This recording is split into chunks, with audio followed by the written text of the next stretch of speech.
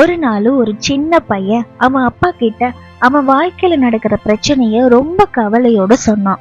அவன் பிரச்சனை என்னன்னு கேட்ட அப்புறம் அவங்க அப்பா ஒரே வார்த்தையில, இவ்வளவுதானா, உன் பிரச்சனை சீக்கிரம் சரியாயிடும்னு சொல்லி அனுப்பிட்டாரு. கொஞ்ச நாளிலேயே அவனுக்கு இருக்கிற பிரச்சனையும் சரியாகிடுச்சு. அந்த சின்ன பையன் இப்போ பெரியவனா வளர்ந்துட்டான். அவங்க அப்பாவுக்கும் வயசாயிடுச்சு. இப்பெல்லாம் அந்த பையனோட வாழ்க்கையில எந்த பிரச்சனை வந்தாலும் அது அப்பா கிட்ட சிரிச்சுட்டே சொல்ல பழகிட்டான். ஒரு நாள் அவன் அப்பா கிட்ட கேட்டான், எப்படிப்பா, நான் பெரிய பிரச்சனைன்னு வந்தாலும் நீங்க இவ்வளவுதானா இப்படின்னு கேக்குறீங்க? அது மாதிரி அந்த பிரச்சனையும் எனக்கு ஒண்ணுமே இல்லாம சுலபமா முடிஞ்சிடுது, எப்படிப்பான்னு கேட்டான்.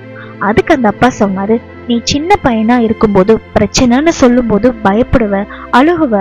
நீ அழுகும் போது அந்த பிரச்சனையை எப்படி சரி செய்யறதுன்னு தெரியாம இருப்ப. அப்போ நான் இவ்வளவுதானா அப்படின்னு சொன்னதும் உன் மனசு அப்போ இது ஒரு பிரச்சனையே இல்லைன்னு மாத்திக்கும். நீயும் அதுக்கு தீர்வு கண்டுபிடிச்சிருவ.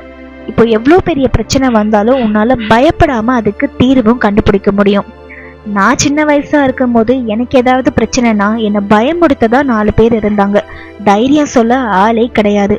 அதனாலதான் நான் உன்கிட்ட இது ஒரு விஷயமே இல்லைன்னு சொல்லும் போது நீ தைரியமா அடுத்த முடிவுகளை எடுப்ப. அதுக்காக தான் நான் இப்படி சொல்வேன்னு சொன்னாரு. நம்ம வாழ்க்கையிலயும் அப்படித்தானே.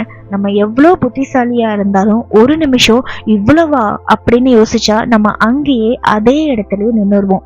ஆனா இவ்வளவுதானே அப்படின்னு நினைச்சா அதை தாண்டி அடுத்த கட்டத்துக்கு போயிடுவோம்ல. கண்டிப்பா இந்த கதை உங்களுக்கு பிடிச்சிருக்கும்னு நான் நினைக்கிறேன். இந்த கதையில இருக்கிற கருத்தையும் உங்க வாழ்க்கையிலும் இம்ப்ளிமெண்ட் பண்ணலாம். இந்த கதை உங்களுக்கு பிடிச்சிருந்தா ஸ்டோரிஸ் வித் இனா சேனலை சப்ஸ்கிரைப் பண்ணிட்டு இந்த வீடியோக்கு மறக்காம ஒரு லைக் பண்ணிடுங்க.